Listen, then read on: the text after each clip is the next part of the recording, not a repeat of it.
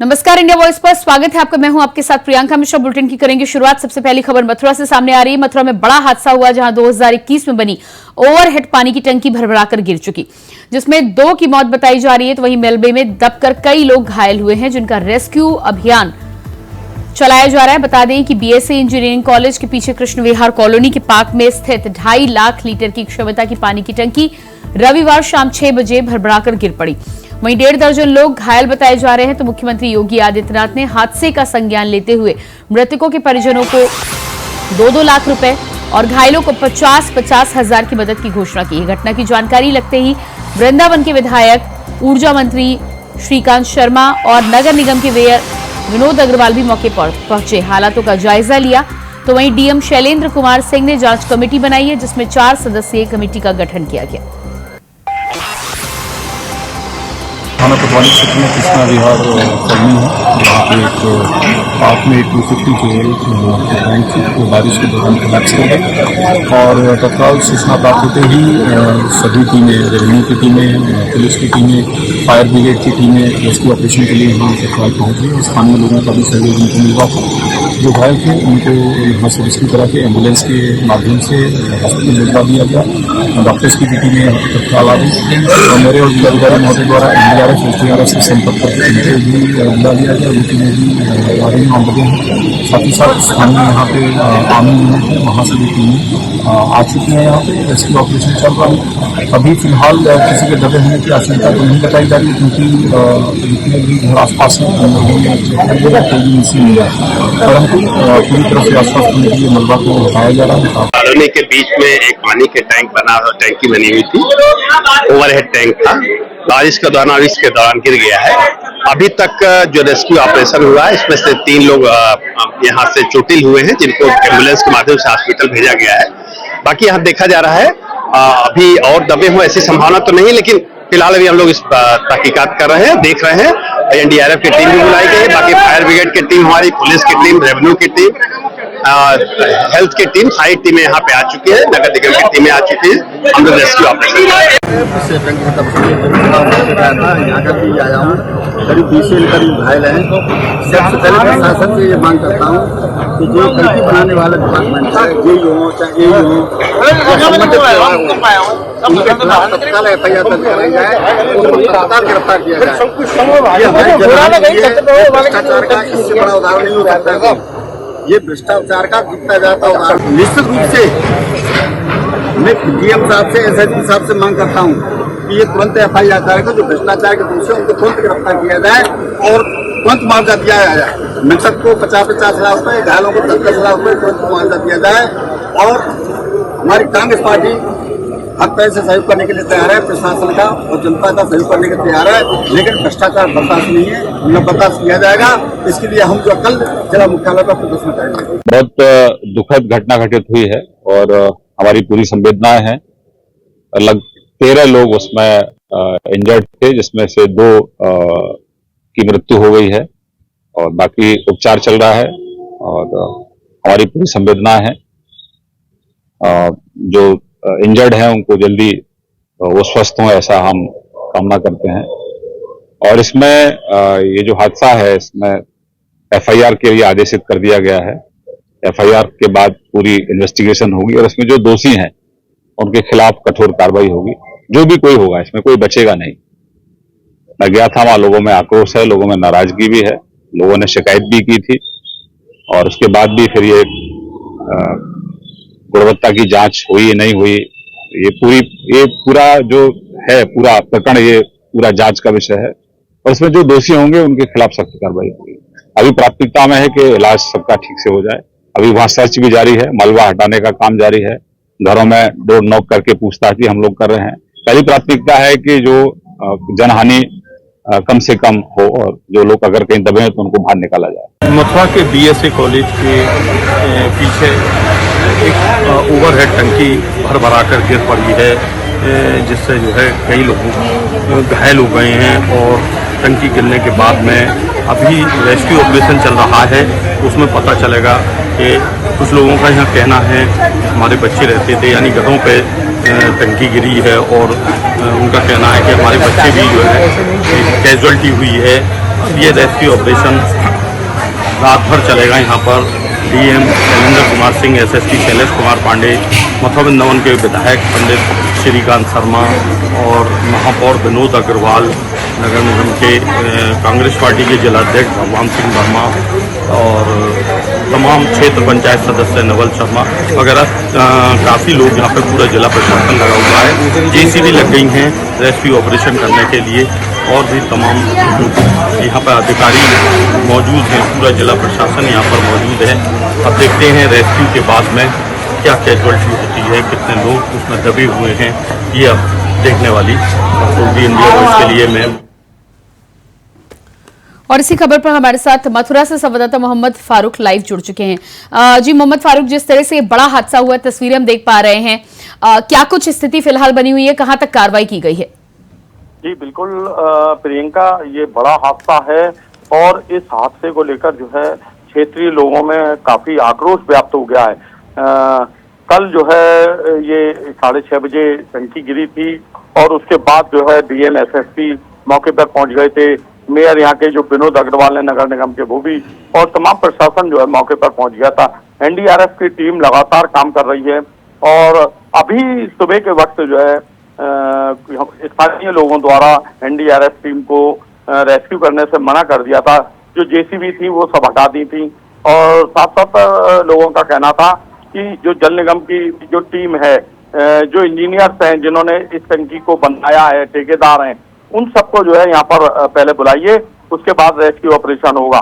क्योंकि लोगों का कहना है कि इसमें 3 मौत हुई है और प्रशासन ने 2 मौत की पुष्टि करी है, 13 लोगों के घायल होने की पुष्टि करी है। तो इसको लेकर मुख्यमंत्री योगी आदित्यनाथ जी के संज्ञान में ये मामला आया और उन्होंने इस पर दुख जताते हुए मृतकों के परिवार वालों को 2-2 लाख रुपए और घायलों को 50-50 हजार रुपए की धनराशि मुआवजा देने का उन्होंने ऐलान किया और इस पर उन्होंने संवेदनाएं और दुख व्यक्त किया। वहीं जो है यहाँ बिल्कुल नजदीक में टंकी के पास ही करीब 50 मीटर की दूरी पर मार्ग के विधायक राजेश चौधरी रहते हैं और भाजपा से वो विधायक हैं और भारतीय जनता पार्टी के उत्तर प्रदेश के प्रवक्ता भी हैं वो। तो उन्होंने भी एक पत्र मुख्यमंत्री योगी आदित्यनाथ को लिखा और नाराजगी व्यक्त की है। उन्होंने कहा कि इसमें जो भी दोषी होगा वो किसी कीमत पे बख्शा नहीं जाएगा। तो इस तरीके से अभी जिलाधिकारी शैलेंद्र कुमार सिंह ने एक आदेश किया है जिसमें 4 सदस्यीय कमेटी का गठन किया है, जिसमें एडीएम न्यायिक होंगे, पीडब्ल्यूडी के एक्सियन होंगे उसमें, और नगर निगम के एक्सियन जो होते हैं निर्माण के वो उसमें होंगे और एक जल निगम के चीफ इंजीनियर को भी इसमें शामिल किया गया है। तो 4 सदस्यीय कमेटी का गठन हो गया है जो इसकी जांच करेगी।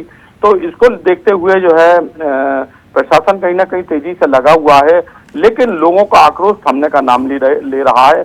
अभी जिलाधिकारी और एसएसपी शैलेश कुमार पांडे यहाँ पर और जिलाधिकारी शैलेंद्र कुमार सिंह यहाँ फिर दोबारा आए हैं। रात को भी उन्होंने कई बार यहाँ चक्कर लगाए हैं और देखा है पूरी तरीके से, और साफ तौर पर उनका कहना है कि जिस कंपनी द्वारा ये बनाए गए हैं या जिस विभाग द्वारा ये टंकी को बनाया गया था उनके खिलाफ एफआईआर की कार्रवाई हो रही है और ठेकेदार जो है, ठेकेदार के खिलाफ एफआईआर की कार्रवाई हो रही है, क्योंकि ये गंगा जल परियोजना के अंतर्गत इसका निर्माण हुआ था और इस निर्माण को जो है करीब अभी 2.5 साल के लगभग हुआ है। यानी 2023 में इसको जो है नगर निगम को हैंडओवर जल निगम ने किया था। जी बिल्कुल। तो इस पूरे मामले में जिस तरह से पुलिस के द्वारा भी 4 सदस्यीय जांच टीम का गठन किया गया है और जांच को लेकर अब ये माना जा रहा है, साथ ही साथ विधायक श्रीकांत शर्मा का भी ये भी कहना है कि जो भी इस पूरे मामले में दोषी होगा उसे बख्शा नहीं जाएगा। तो क्या लगता है आपको कितनी जल्दी कार्रवाई की शुरुआत होगी? और जिस ठेकेदार और कंपनी को लेकर बात हो रही है, क्या उनकी तरफ से कोई प्रतिक्रिया आई है? क्या वो मौके पर पहुंचे हैं? क्या जानकारी है उनको लेकर? जी बिल्कुल, इसमें जो है एक ठेकेदार है मिश्रा, प्रदीप मिश्रा करके, जो आगरा के हैं। उसमें 2 पार्टनर और हैं, यानी 3 लोगों की एक फर्म है और जो फर्म जो ने ये टंकी का कार्य किया था, यानी टंकी का निर्माण किया था, और जल निगम के जो पूर्व के अधिकारी रहे होंगे उनके खिलाफ और जो वर्तमान अधिकारी हैं उनके खिलाफ भी जो है कार्रवाई के लिए जिलाधिकारी कह रहे हैं लगातार। इसलिए उन्होंने जांच कमेटी का गठन किया है और एफआईआर करने की कार्रवाई भी लगातार यहाँ चल रही है। तो देखते हैं कि अभी कितनी जल्दी जी। ये प्रक्रिया होती है, FIR की कार्रवाई होती है, ये अब देखने वाली बात होगी। जी बिल्कुल मोहम्मद फारूक, आप नजर बनाए रखिएगा। फिलहाल इस जानकारी के लिए बहुत शुक्रिया आपका। और इसके बाद बात करेंगे अगली खबर को लेकर। लखनऊ से बड़ी खबर सामने आ रही है। प्रदेश में मानसून ने दी दस्तक। कई जिलों में पिछले 1-2 दिनों से बारिश का सिलसिला जारी। बारिश की वजह से कई जिलों में बनी बाढ़ की स्थिति। सीएम योगी आदित्यनाथ अधिकारियों के साथ कर रहे हैं बैठक। तो वहीं बैठक में बाढ़ से निपटने के लिए हो रहे कार्य की करेंगे समीक्षा। तो लखनऊ से इस वक्त ये अहम जानकारी निकल कर सामने आ रही है। प्रदेश में मानसून ने दी दस्तक। बैठक में बाढ़ से निपटने के लिए हो रहे कार्य की करेंगे समीक्षा। कई जिलों में पिछले 1-2 दिनों से बारिश का सिलसिला जारी। ऐसे में बाढ़ से निपटने के लिए मुख्यमंत्री योगी आदित्यनाथ कर रहे हैं बैठक। बारिश की वजह से कई जिलों में बनी है बाढ़ की स्थिति। तो अलग अलग जगहों पर मानसून के सीजन में भारी बारिश के चलते बाढ़ की स्थिति बन जाने से हर साल जहां एक तरफ किसानों का नुकसान होता है, वहीं कई जगह पर बांध टूट जाने के बाद बाढ़ की स्थिति बनती हुई नजर आती है, जिसको लेकर मुख्यमंत्री योगी आदित्यनाथ पहले से ही इस मुद्दे को लेकर बैठक कर रहे हैं। समीक्षा बैठक में बाढ़ से निपटने के लिए किए गए कार्यों की करेंगे समीक्षा। और इसी खबर पर हमारे साथ यूपी से ब्यूरो चीफ प्रियम पाठक जुड़ चुके हैं। जी प्रियम, जिस तरह से मुख्यमंत्री योगी आदित्यनाथ मानसून और साथ ही साथ बाढ़ की स्थिति को लेकर बैठक कर रहे हैं, क्या कुछ बैठक में निकलकर सामने आ सकता है और साथ ही साथ मानसून की तैयारी के लिए क्या कदम उठाए जा रहे हैं राज्य में? प्रियंका, देखिए लगातार जिस तरीके से पिछले 2-3 दिन से देखें मानसून ने प्रदेश के अंदर दस्तक देती है और कई जिलों में बेहतर जो बारिश है वो भी देखने को मिली है और इसकी वजह से कहीं ना कहीं जलभराव की समस्या जो है वो देखने को मिली है और आने वाले दिनों में बाढ़ की जो समस्या है वो हो सकती है। तो ऐसे में पहले से ही इसके लेकर तैयारियां पूरी की जाए। इसको लेकर योगी आदित्यनाथ जो मुख्यमंत्री हैं उन्होंने आज एक अपने आवास पर बैठक बुलाई। इस बैठक में सभी आला अधिकारी जो हैं शासन स्तर के वो इसमें बैठक में मौजूद रहे और वहां पर उन्होंने इस बात को लेकर समीक्षा की गई है कि बाढ़ को लेकर जो पूर्व में कार्य किए गए हैं उनकी क्या कुछ तैयारी है। जो निचले इलाके हैं, जो तराई इलाके हैं जहाँ पे हर बार बाढ़ का पानी जो है वो आता है, चाहे वो अन्य राज्यों से हो या फिर नेपाल से हो, तो उन जगहों पर जहाँ पर बाढ़ की स्थिति पैदा होती है तो उनको लेकर क्या कुछ तैयारियां की गई हैं और आगे क्या कुछ तैयारी करने की आवश्यकता है। तो इसको लेकर आज ये बैठक जो है वो की गई है और उसमें साफ तौर पर मुख्यमंत्री ने कहा कि सभी जो इंतजाम है वो पहले से ही किए जाए। वहां पर जिलाधिकारियों को निर्देशित किया है कि वो अपने जिलों में जो है वो जगहों को चिन्हित करें जहां पर इस तरीके की स्थितियां जो है वो उत्पन्न होती हैं। सेफ हाउसेस बनाए जाएं, उनकी तैयारी पहले से कर ली जाए कि अगर ऐसी कोई स्थिति आती है तो लोगों को सेफ हाउस में कैसे शिफ्ट किया जाएगा, वहां पर चिकित्सीय क्या कुछ व्यवस्थाओं की आवश्यकता होगी या अन्य और कौन कौन सी व्यवस्थाओं की आवश्यकता होगी। इसको लेकर जिलाधिकारी पहले से ही अपने अपने जिलों के अंदर तैयारियों को जो है वो सुनिश्चित कर लें। कहीं पर भी कोई लापरवाही नहीं होनी चाहिए, आम लोगों को कोई दिक्कत ना हो, इस बात का ख्याल रखा जाए, कम से कम उनको दिक्कत होने दी जाए।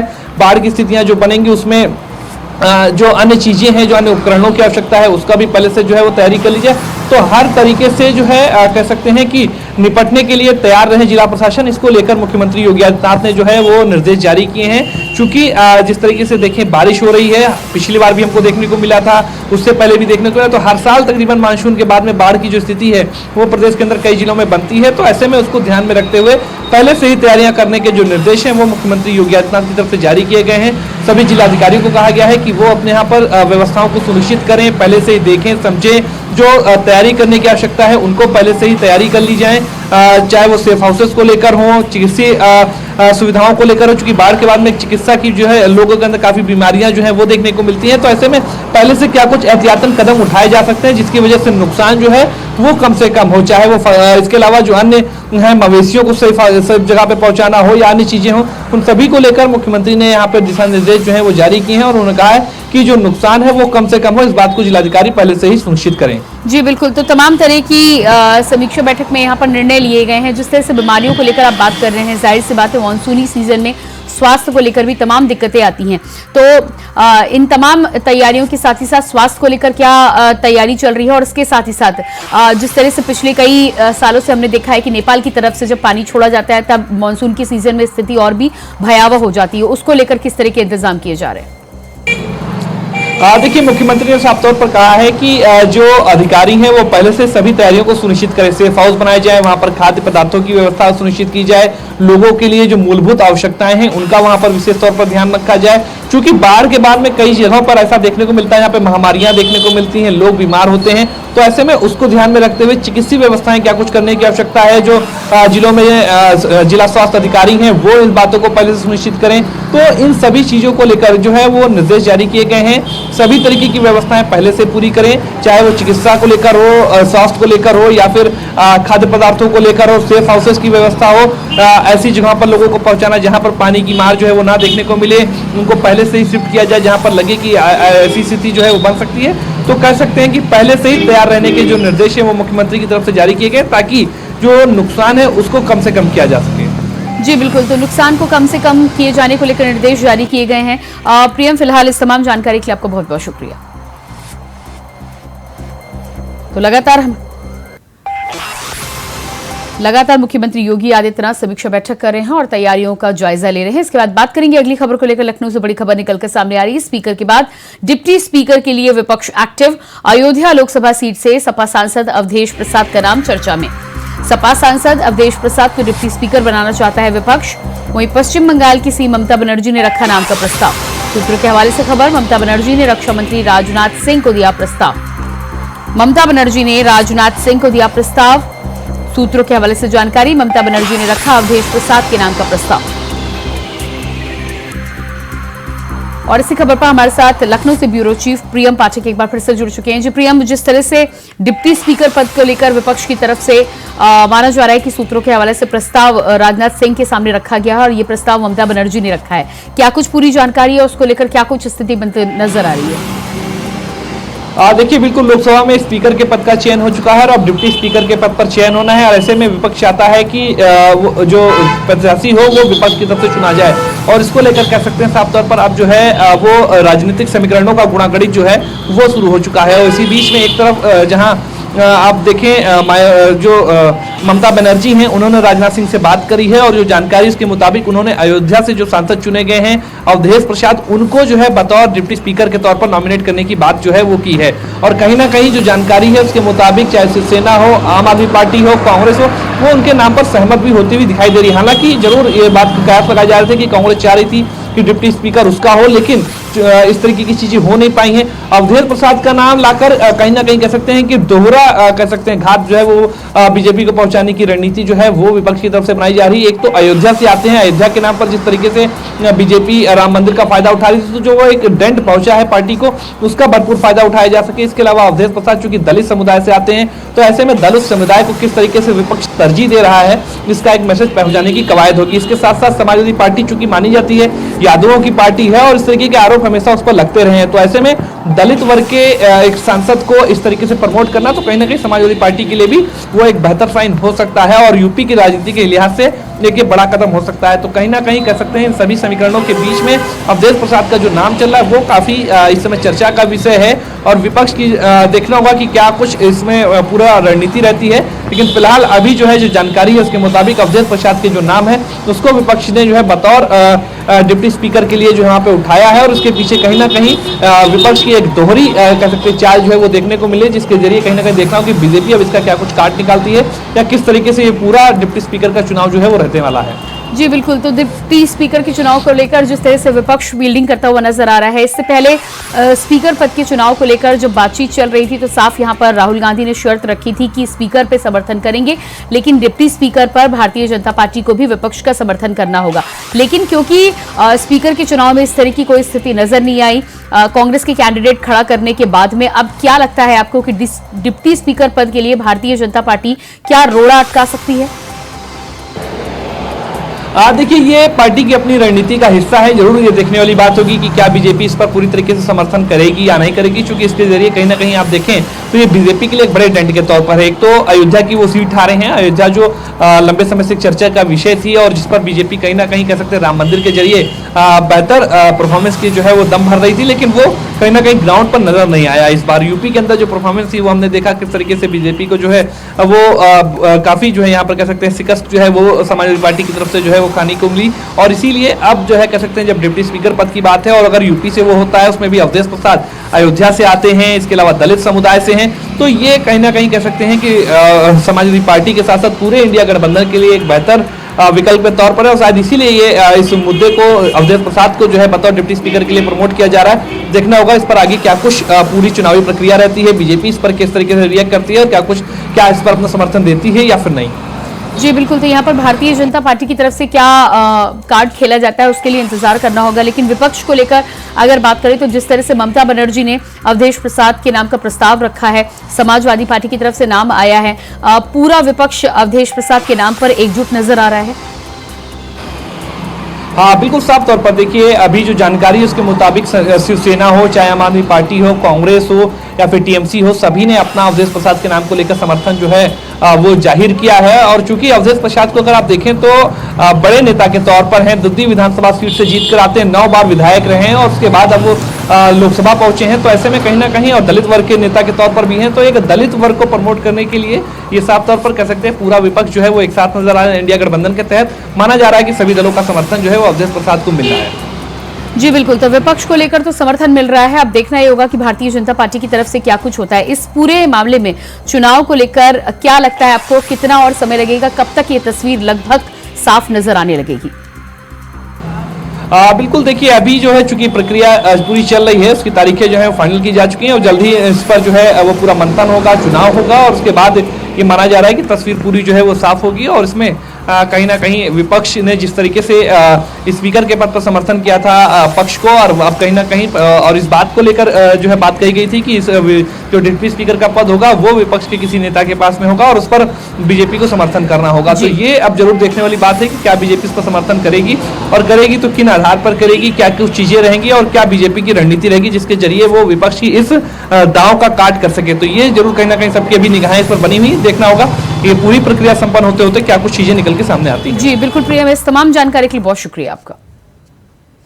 और इसके बाद बात करेंगे अगली खबर को लेकर। सिद्धार्थनगर के बासी कोतवाली के राप्ती नदी में एक मामला सामने आया है, जहां संदिग्ध परिस्थितियों में 17 साल की युवती का पेड़ से लटकता हुआ शव बरामद किया गया, जिसके बाद परिजनों में मातम छाया हुआ है। तो वहीं सूचना पर पहुंची पुलिस ने शव को कब्जे में लेकर आगे की कार्रवाई की शुरुआत कर दी।